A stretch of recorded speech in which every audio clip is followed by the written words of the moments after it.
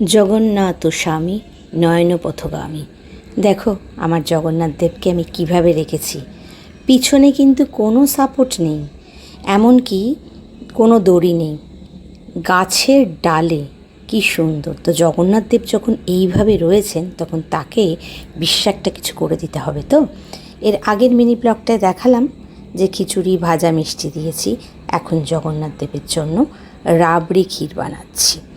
তো রাবড়ির একটা মিক্স বাড়িতে এনেছি, দুধটাকে জাল দিয়েছি। এবার তার মধ্যে এই মিক্সটা দিয়ে ঘন করব, কিন্তু এটা করা একটু শক্ত, কারণ কন্টিনিউয়াস এটাকে নাড়াতে হবে।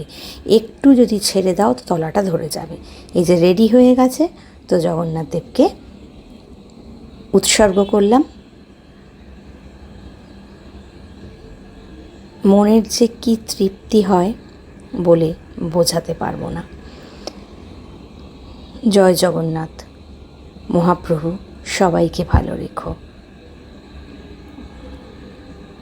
আর মার কাছেও আমার একান্ত কামনা, সবাইকে ভালো রেখো। সন্ধেবেলা আরতি করলাম।